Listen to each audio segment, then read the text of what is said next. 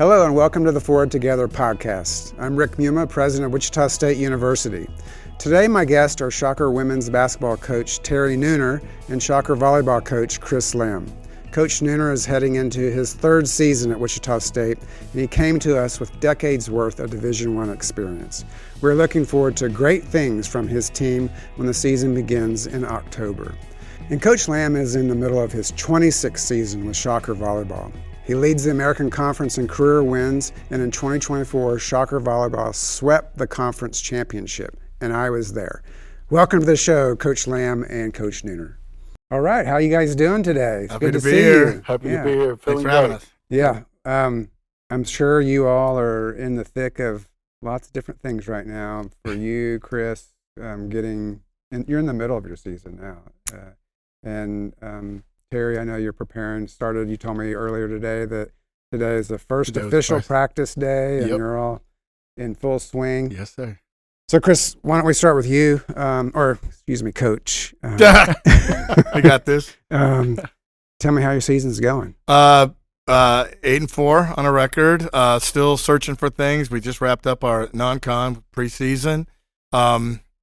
I think my schedule is about a B. I'm hoping a few teams have good years to help us with our RPI, as we say in our neck of the woods, or in college athletics. I think we're 3-1 in those matches. I thought would be a kind of a coin toss when the schedule came out. So feel pretty good about it, but we let one get away. We could have been 4-0. Lost 2 days ago to Villanova after having swings to win the match, and that was a tight-fought match. But we've learned a lot along the way. Thank goodness we're still healthy. But we have a few question marks that we got to answer as conference play begins this weekend. But all in all, I'm pretty happy with it. Okay. Yeah, it seems like things are going pretty well out of the gate. It's a lot of positive. There's some good vibe, stuff that I'm reading and hearing about. So. Yeah, I think the girls have been terrific together, coaching staff. I think we're very functional. I feel like we're making progress, learning, getting better. But, every time you play one of these teams, you get tested, and it gets revealing in a hurry. A lot of things you can predict. You kind of know what the obstacles are going to be when there's a team good enough to put that kind of pressure on you. Sometimes you're beating teams and you're not as challenged as much, so you go home and you're not at the drawing board. But then you play the Kansases or the more physical teams. BYU on our schedule.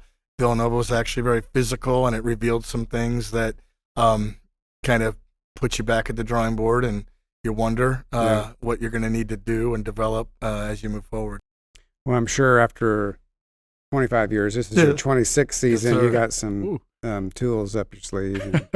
Yeah, well, we're trying. I'm happy with what we're doing, but you still got to execute. It's like you kind of know what's coming, but can you get through it? And that's where we're at.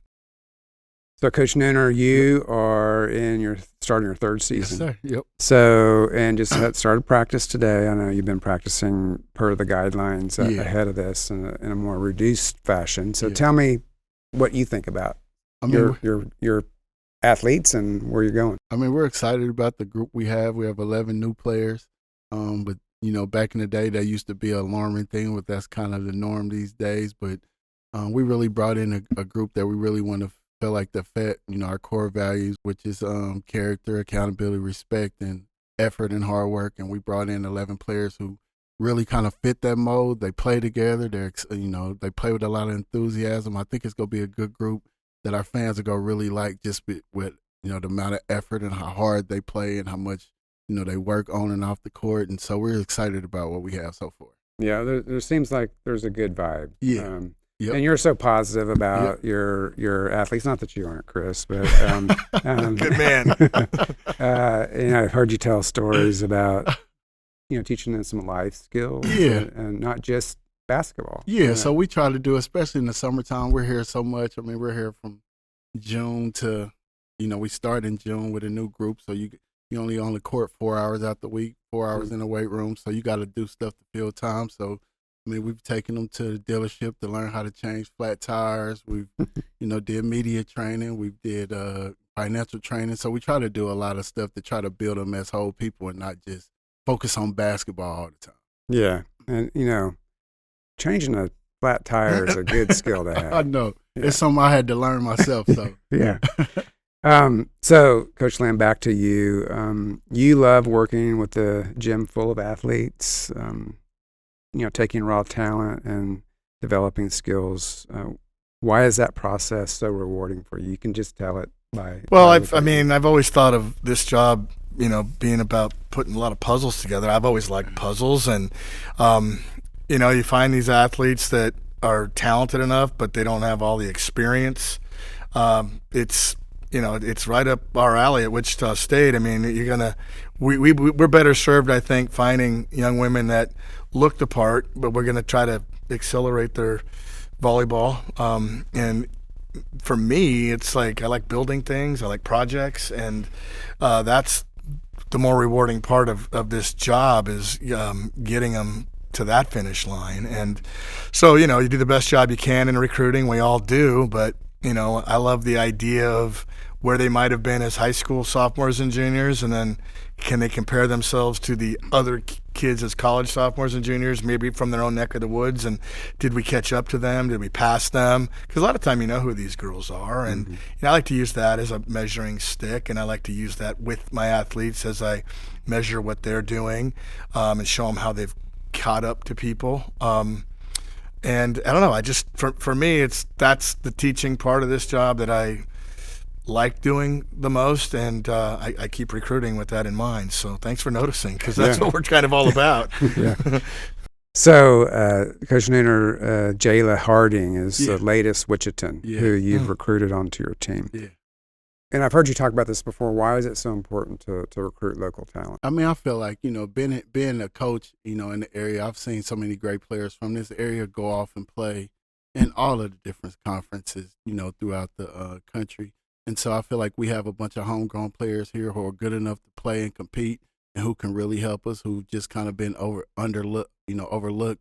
I think that's kind of like the DNA of Wichita as a city. It's a town that we feel like we play with a chip on our shoulder, and people don't look at us the same as other cities. And I think those are the type of players that I like to bring in. It's something that I kind of coach with. It's something I was as a player, like just a chip on my shoulder type player. And bringing somebody in like her who's, going to be a future PA and who's academics first, and she loves the city, and she always wanted to be recruited by Wichita State. And so for us to give her the opportunity, she was our first kid that we was able to sign of our new 11 out of the portal. And I told the story before, she made me lose my iPods because she was telling me when I was on my way to the Final Four and I was waiting on an Uber, and, I screaming while I was sitting outside waiting for her when she told me she was coming, and got to my hotel and I left my iPods there because I got so excited about getting her. But she just really represents, our city, our school so well. And she's also a great basketball player. Well, and it's also important to just get people to come to the games, right? That local fan base, I think, is a good thing. And I don't know what you think about that, Chris, but I think that's also part of this. Well, when I first got here, it wasn't exactly like Wichita was loaded with talent that was really leaving, but little by little, club volleyball has really caught on and upgraded, and there are recruitable athletes now from the area, and we would certainly like to try to keep them here. And I'm right there with Terry. I mean, man, come here, be a hometown hero. I try to sell that as often as I can. Yeah. So I think folks may not know this about you, but you work on houses and cars, and you were talking about puzzles earlier. And you build training aids, such as walking pads for volleyball. Where'd you get those inventor skills? Well, my whole life it was sports and my garage. I mean, all I did was tinker and build stuff and cars. I come from a large family, and all the uncles and cousins were into cars and racing, and so working on cars was the thing. I mean, everybody was working on houses, and so little by little, I was just kind of like, well, I can do that. And neighbors are always calling me to come fix things. But it's funny you mentioned the training tools. So I've always been building these little blocking tools for volleyball. It seems to me there was never enough. But every one of my assistants that leaves, they always want me to make them some. So a few years ago, I actually made some before a coach's clinic, and I sold every one of them. And wouldn't you like to know that I'm meeting with Go Create tomorrow because my daughter has an econ class, and she wants this project and she wants to take something to the patent office. And I'm like, well, you got this thing here, Sydney. We can literally give this a try. So the last several weeks, I've made a few. I made them a little bit shinier and more fun to look at, and painted them. And so I'm going to meet Go Create tomorrow. Ken's coming up to the office. It was going to be today, but then I had the podcast that I needed to get ready for. So I'll let you know. But yeah, maybe I'll actually take one of these things to market, and maybe I'm onto something.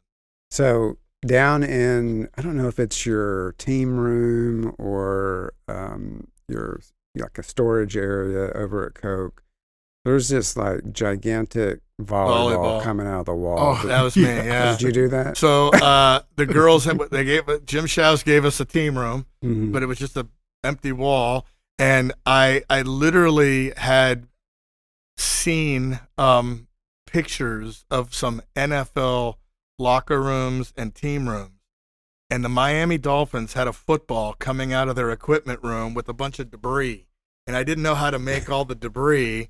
So what I ended up with was a splat.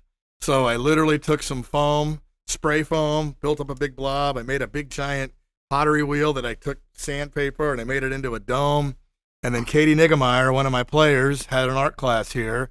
So she and people in the art department were able to put leather around it. And so we managed to make this giant splat, and we mounted it to the wall, and it looks like a volleyball kind of crashing into a wall in our team room. Is it still there? It's still there. Okay, so maybe we can get the folks to take a picture of that, and they can flash that on the screen. Okay, well, it's still there. This. Yeah. So Terry, back to you. You've dealt with this or mentioned this earlier. Your players often talk about the family atmosphere that you create as a coach. So how do you do that? Where did you learn that? Just tell us a little bit more about that. I think for me, I played for Roy Williams in college. He's one of my biggest people. Explain to so who Roy Williams is. He was the head coach at Kansas. Most people know that. I'm sorry, and end up leaving and going to North Carolina. He just retired a few years ago. We still talk all the time. He still sends me letters, and he's really a big influence. Not just about basketball. Of course, he's one of the greatest coaches to ever coach men's basketball. But I think about the brotherhood that he created with us and the family atmosphere. Like, he had a deal where he could talk about us, but he was like, nobody else outside this locker room can talk about my boys and my family. Here I am, I graduated from Kansas in 2000. It's 2025 now, and I'm still in communication with him. I still talk to him. Like I said, I still get letters at Christmas, and I still got voicemails from him since I've been coaching. When we played Charlotte, him and his wife, Miss Wanda, came up to the game and sat behind the bench and ate the popcorn. And so when I think about what I want to be as a coach, it's not, the time that kids are in college is 4 or 5 years, depending on the NCAA, sometimes 6, 7, 8 years. But I think, we have a chance to really make an influence on the people's lives that we bring into it. And I think that's so much more important and so much more valuable than just the time that we spend on the basketball court. So for me, it's trying to create a sisterhood. And, 3 of the guys that I played with were in my wedding, and they're my, godparents, and I'm their kids' godparents, and those kind of stuff. So I think those things are the things that you try to create, when you come, as a coach. And so for me, I just want to create that kind of atmosphere. I want to be a person that's in their lives, not just during these 4 years when I coach them, but when they're having kids and their weddings, when they're getting engaged, when they get big jobs. And so if I can be connected to them, more than just the time that I'm here as a basketball coach, and I think I've really done my job, and that's what I try to do. Yeah, and I think that's great that you are telling our listeners about all that, because I think people who see you two in leadership roles as coaches or me as president, they don't think about that personal aspect and who we are behind the scenes and what we do to try to make things a better place for people, or in your case, a better team and a more successful team. So it's great to hear that. So, Coach Lamb, the student experience has changed a lot in the last several years, not just in athletics, but also just across the university. We're much more concerned about whether a student, long term is, going to be able to find the right job and start their careers and, contribute to society. But you put on top of all the changes in athletics, over the last couple of years and requirements that the university provides. Tell me about your view on that and how you have tried to make sure that your students have the best experience. Well, On the court and off the court. I mean, some of us have been around a while, and I'll tell you that what our coaches would have thought of as distractions, good luck getting away from it now. I mean, there's so much coming at these young people. They're involved with a lot, and you try to remember the part about being a student and being an athlete, and how many hours a day can you devote to that with so many things going on. And I'm kind of torn. On one hand, I'd like them to just zero in and focus on this, but there's so many other aspects now that they are important to them and matter. And I find that we're sort of juggling that more than ever. I feel all the time, you graduate a couple of superstars, every now and then you got to, last year we graduated 2 pros, and people are always saying, well, how do you replace that? I'm like, well, let's not forget to celebrate that we got them to the finish line, graduated, great careers, they did it right.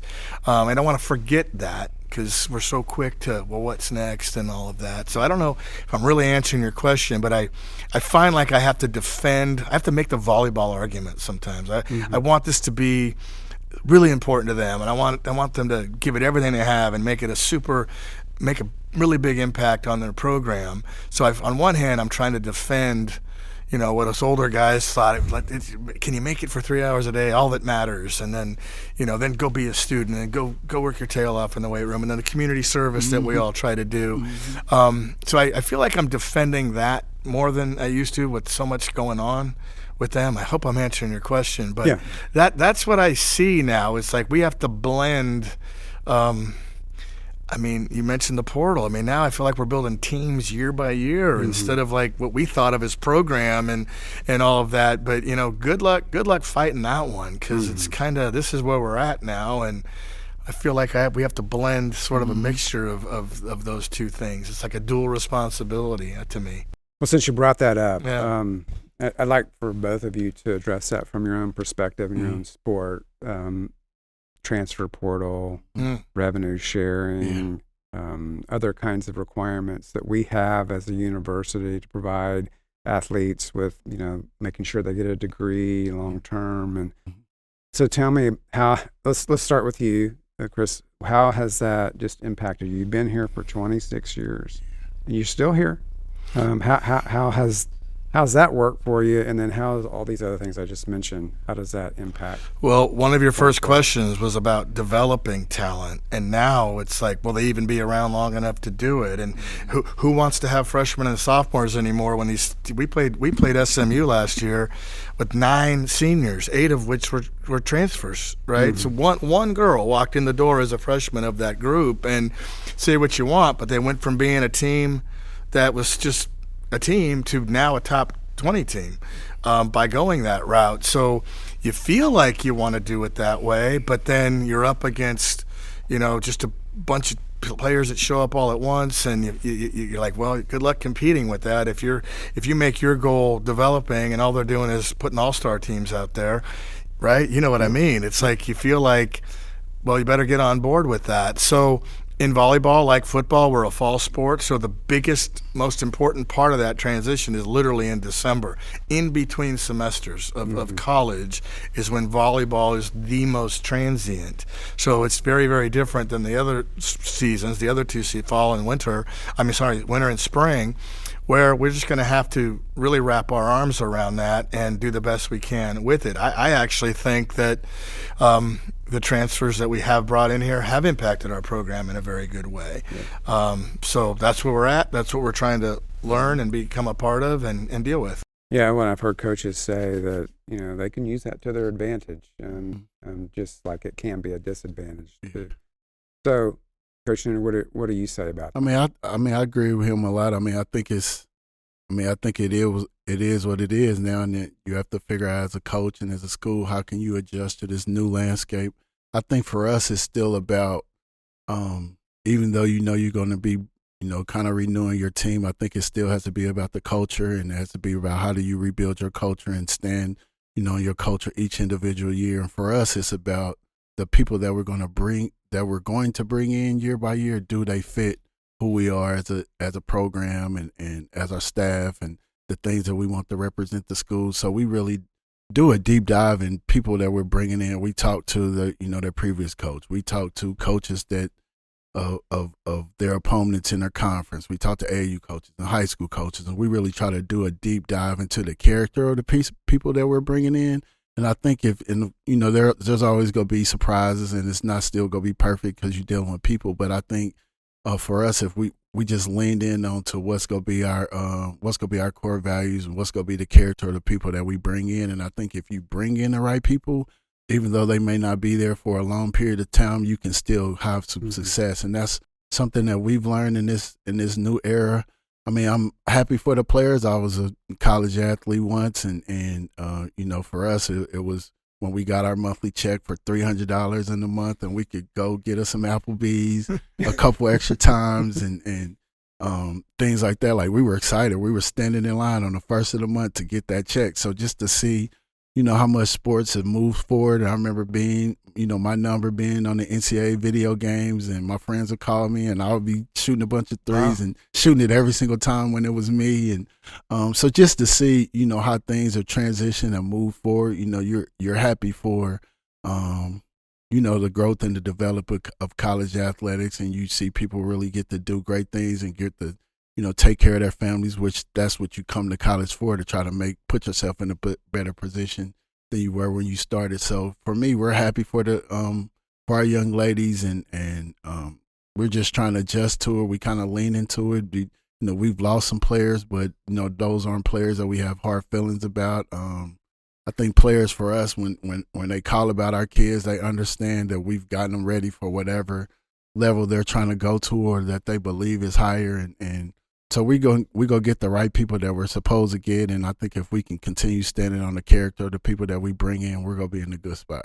Yeah, and you mentioned culture, and I think that's worth bringing up again. And I talk to athletic director Kevin Saw all the time about this, and I do appreciate what he's done. And I know Coach Lamb has been here for a long time. Coach Nooner, you were hired by Kevin. Yep. But the athletic department's it's night and day in terms of culture and trying to create that culture, accountability for everybody. And what do I know? You guys know about all this. But I think in the long run, that's what's going to win out is culture, good culture. I mean, yes, we need to do some things to make sure we get championships, but culture is kind of like the baseline. Good culture, good experience for the athletes. Well, I feel like that's your insurance policy. You're not always going to have everything going so well, but if your culture's solid, it can get you through some tough times. And we're all riding the wave. I mean, I think in our league, I think maybe 3 or 4 teams could win it, but everybody could come in third. So you almost feel like these matches are a coin toss, and you're in one injury away. And so, if your culture is good, when things are getting rough, it seems to help you get through it. Yeah. And, just for the listeners, I'm always in awe. So we have students first, right? They're students. They're in a degree program. They're wanting to graduate and go on. Some of them professionally, but not most of them, right? So they're doing that. Plus, they're honing in their skills and spending a lot of time, like fine arts students, playing the violin or opera singers, whatever. We forget that they're doing not just the work of a student, but also the work of perfecting their sport and their participation. So that's lost on, I think, a lot of people. Yeah, I mean, I think they have a lot on their plate. I mean, like you said, for us in basketball, they're taking extra shots and they're doing extra workouts, and then they're working out with us, and then they're with the strength coach, and then they have study hall, and then they have their classes, and they have to study for their classes. And so, I mean, I think it's kudos for us. I think especially for our academic department, and you think about when Kevin came in and the high goals that he had as far as what our GPA is going to be, and I think we've exceeded his goals every single semester. I think for our group, last year, our first semester was like the highest GPA we had in the history of our program.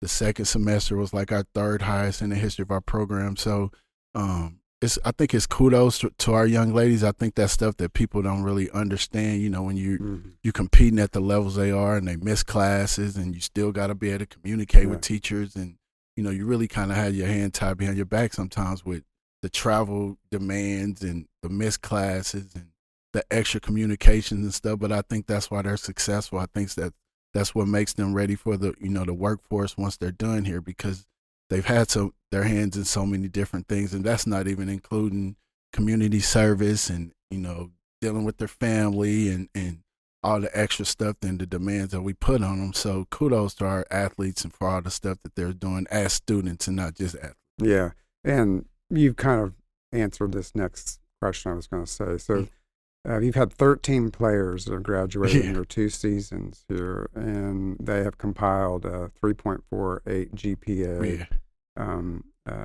last spring. Yeah.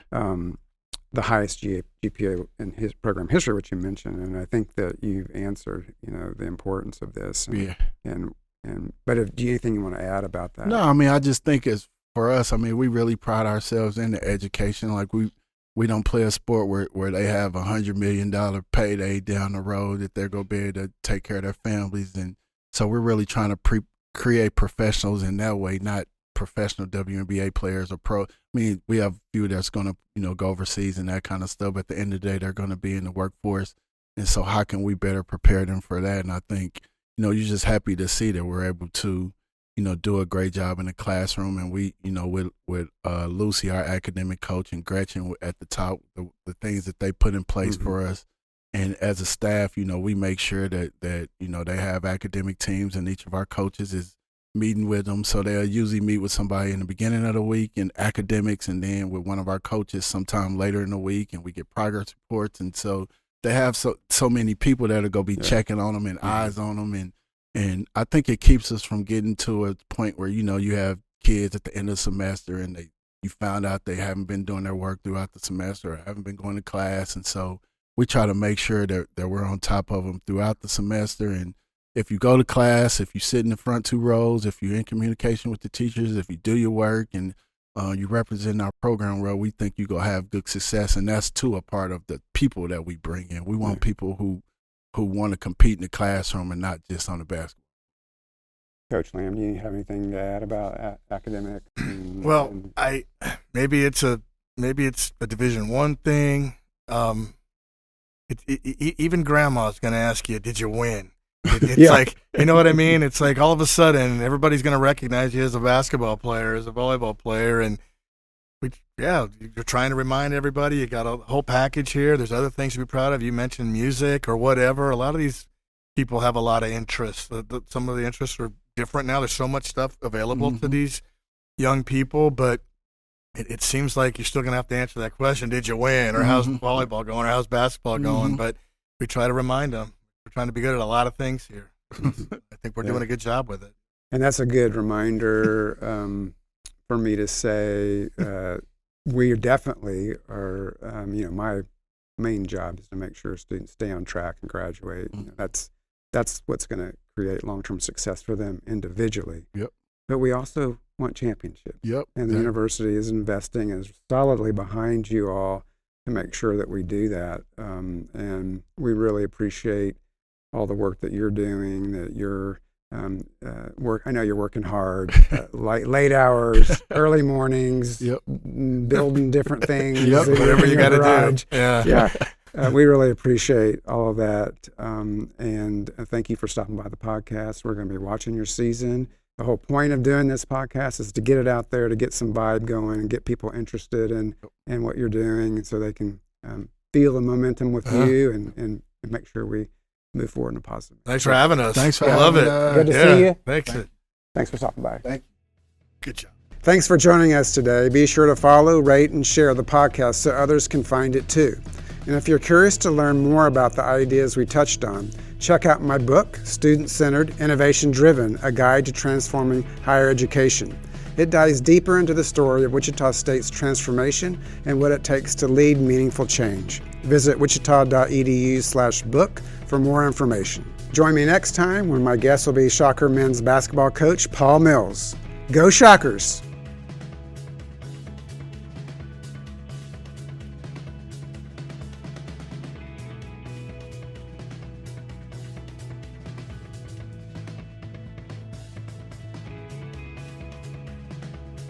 Sponsorship for the Forward Together podcast is provided by Scott Rice Office Works and the Shocker Store. Additional thanks to Nair Amp, WSU Carpentry Shop, and Go Create.